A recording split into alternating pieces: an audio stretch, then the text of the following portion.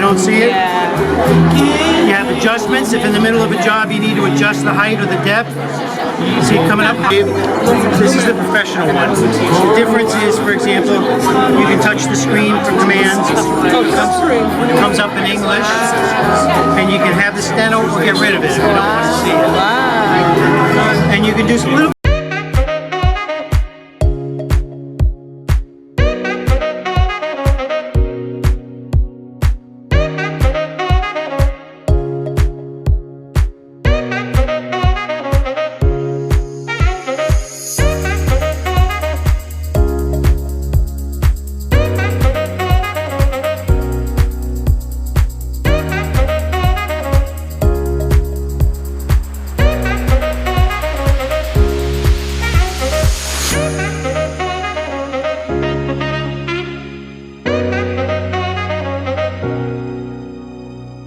One of the things I love about the court reporting profession is court reporters work together. It's a cadre. It's almost a military type of operation. The way they all work and cover each other, help each other with shortcuts, help each other on transcripts. It's very impressive. Good evening, everybody. We are so thrilled to have you here at Plaza with us. We have been working effortlessly at Plaza to get the word out about court reporting. We need people in the field. By having people come in and just trying this wonderful machine.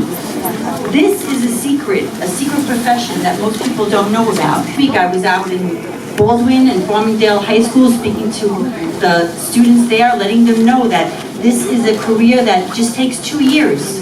You don't have to go away to a 4-year college, and you're guaranteed placement. We have agencies here that take our students immediately after they finish graduation. Here at Plaza, I have implemented a new curriculum designed to get people through the program quickly. It's showing great success. One of our students is just about ready to graduate, and she hasn't even been with us for 2 years. We are just set up one of our classrooms. We're ready to start our online. We've been reaching out because there are no schools in New Jersey. We have a student that comes from Pennsylvania. We are working hard, and we need you to help us. We need you to tell somebody about this wonderful profession you have. Don't keep it a secret. You have to share it. We're lucky here at Plaza because I have a team of faculty that is stupendous. And then they are here with us tonight. I have Christine Wormuth. She's with us. Where is Oscar? Oscar Gargone. Maria Lemo is with us. Mindy Perlish. Ann Spezzer. Reed Goldsmith. So, as previously stated, I'm Eric Allen. I'm the president of the Association of Supreme Court Reporters within the City of New York. But most importantly, thank you. She's a member. But most importantly, I'm a very proud court reporter. I've been so for almost 31 years, and I cannot begin to tell you how excited I am to speak to you all tonight. I think this is the third symposium, and this is my third time here, and I would never say no, because I think what the school does is just outstanding, the way they've taken on and advanced their program from when it first started to where they are today. Anyone who is currently here should feel they're very lucky to be here, and anyone who's contemplating it, I think it would speak for itself. So it's just so fulfilling when I read about how the attorneys hate it. They can't rely on it. They're telling the agencies, don't send a recorder, send a real, live, breathing, talented court reporter. Right? And if you want to just take a look, at talent, look over my right shoulder at that screen there, okay? Josh Edwards is one of the most talented court reporters I've ever come across.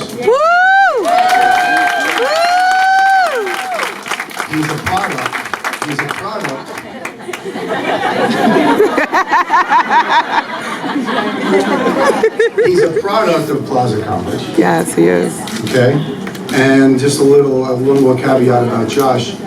He's going to be doing CART, which is Communication Access Real Time, for the Tony Awards. It's usually attacking what's in front of you. So, I'll take the machine out after I go through my Facebook, Instagram, or Snapchat. That's procrastinating. Just do it. Just do it. Get it done. You're going to feel better about yourself. You're going to feel better about your day. You're going to feel better about tomorrow. Right? Maybe you're just not putting in the practice time. Dive in and do it. Let me tell you, if you don't practice beyond your school hours, just write a blank check out to Plaza. You're going to be here for a while. Okay? I love this school. I love the Callahans. I love the staff. But stop giving them your money and get out and start earning your own. Okay? Don't let some hiccups set you back. Sometimes we do get stuck in a certain speed and think we'll never get through. But when a negative thought comes your way, and it will, they come to all of us, don't dwell on it. Replace it with a positive thought, something that will get you through. Positive mind is a powerful tool. Remember, this was something I was taught as a sophomore in high school by a genius of a language teacher. He said, Eric, repetition teaches the donkey. At this court reporting school stage, we're all donkeys. Just don't be a major donkey. Okay? Seriously, it does. It's repetition, right? Through the years to the fingers. Through the years to the fingers. The more we get on the machine, the easier it's going to become. It becomes second nature. If you're just starting out, you may never think it's going to happen, but trust me, it does. Right? This room's full of people that have done it. It's not impossible. For the students who are progressing nicely, what is it you're doing that's making you get to the next level? I bet you it's practicing regularly, right? Maybe not worrying about what's the short form for a word and saying, oh, what are they teaching in class? Meanwhile, 18 words have been said, you're still trying to figure out what that short form was. Write it out. You'll read it. You got the talent there to read it, right? It's easily readable.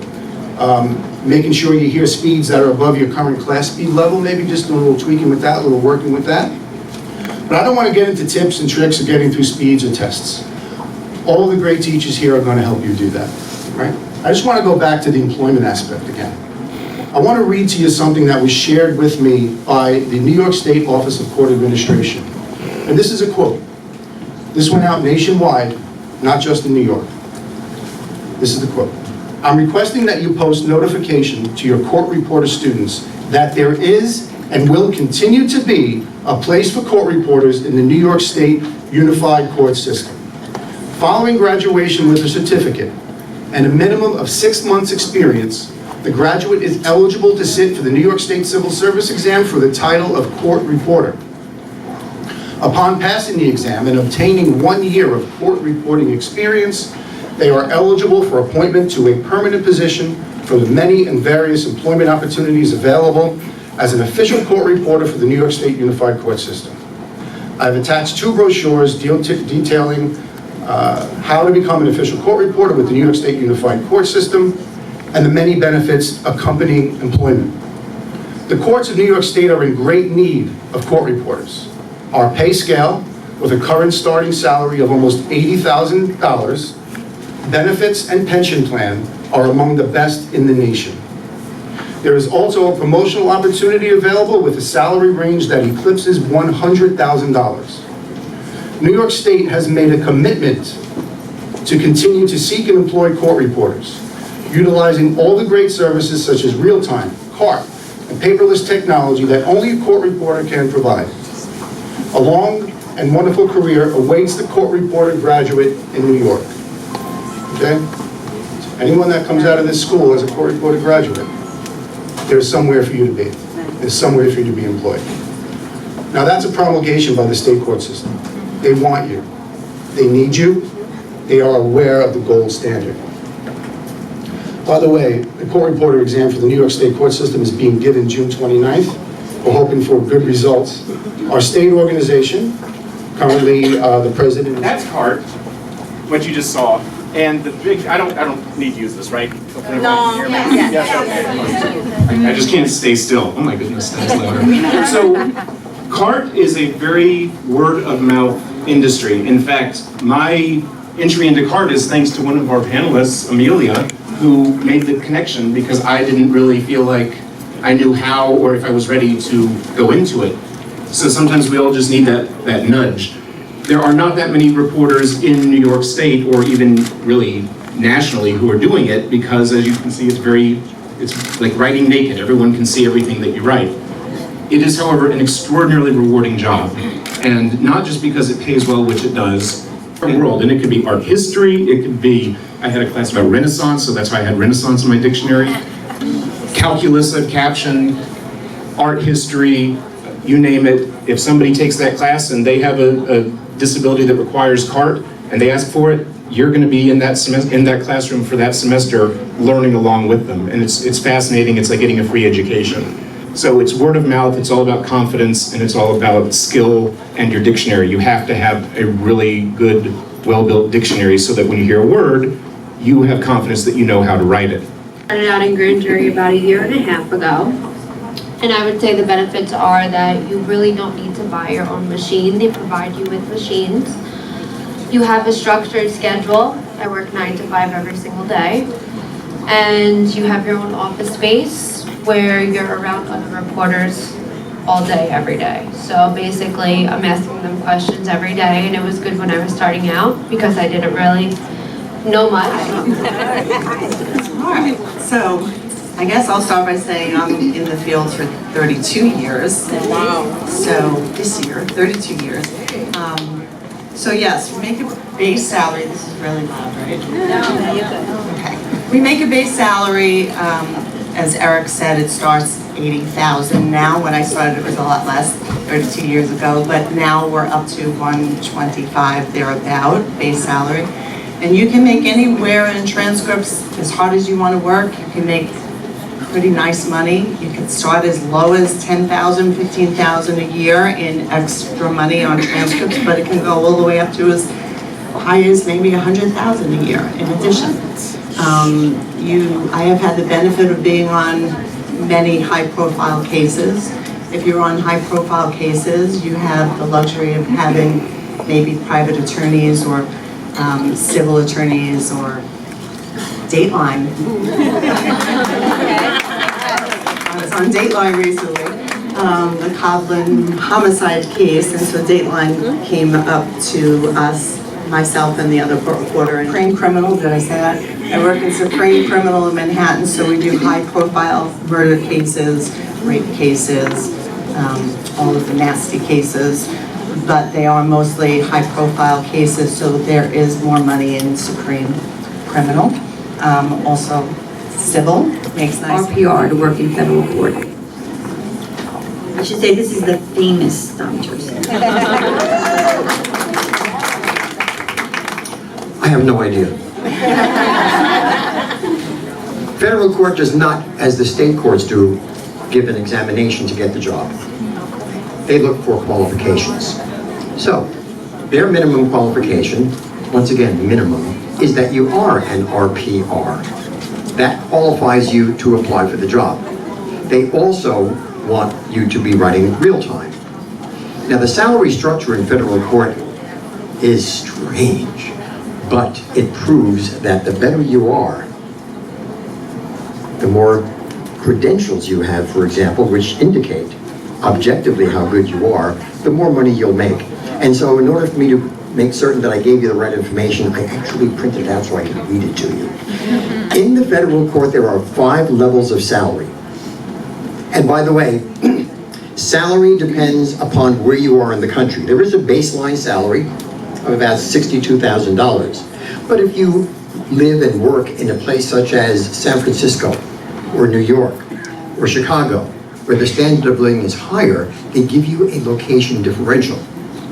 So, that means that the base salary ranges throughout the country from a low of $67,800 to a high of $86,000. That's the differential. just base salary, and that's level one. Second level is if you have a certificate of merit and registered merit reporter, you get another 5% on top of that salary. If you also are a certified real-time reporter, you get 10% on top of the salary. If you are both, once you're in the system for 10 years, you're now making 15% above. And if you have everything, you're making 20% above. Now, that's part of it. That's the salary component. And of course, there are benefits and so forth. The other part of it is this. If you are doing real time, sometimes judges require that you do real time for them. If an attorney comes in and says, I want real time, if you're certified, you can get paid for those pages. If you are not certified and the judge, for example, requires you to do real time anyway, you cannot get paid for those pages. So, having credentials, having abilities in the federal court has great meaning. Things are different around the country. Different courts require different things.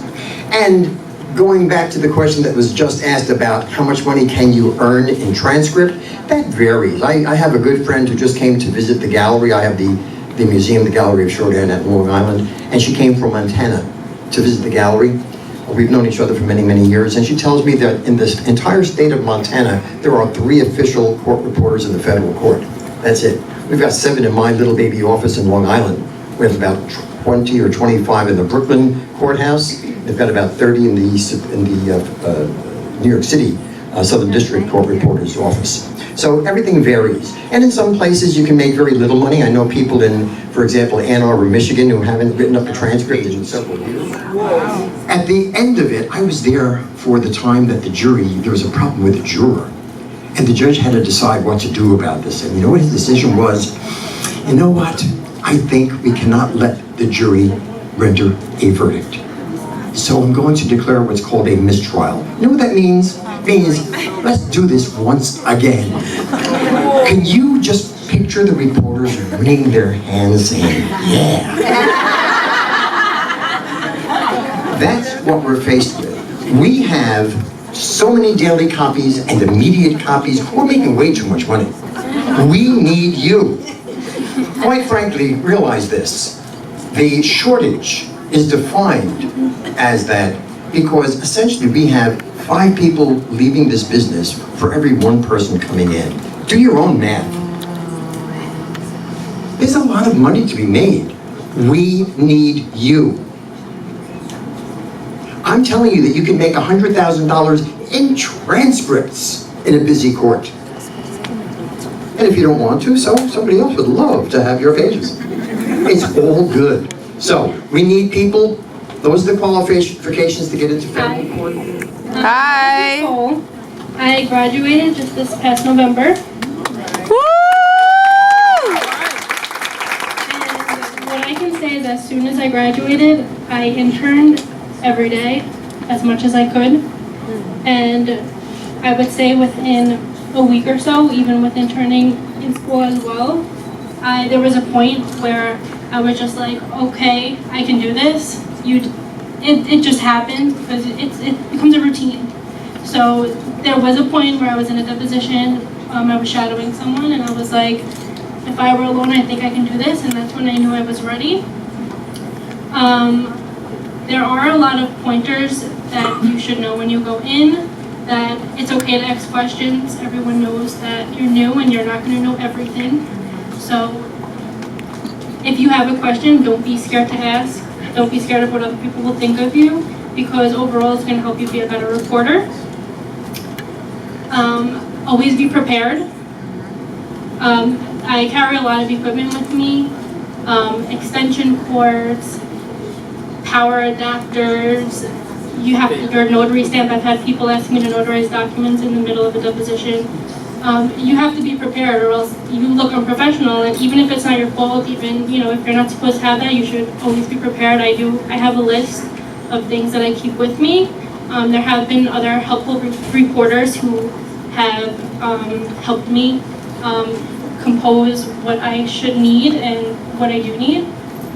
Eric already answered this question, and to be precise, I am also going to read the answer so that I don't mess this up. The last announcement for the test that's happening on June 29th said, to be eligible to compete in this examination, applicants must, by the date of examination, possess a high school diploma or its educational equivalent and meet one of the following: 1 year of general verbatim reporting experience or graduation, that's graduation.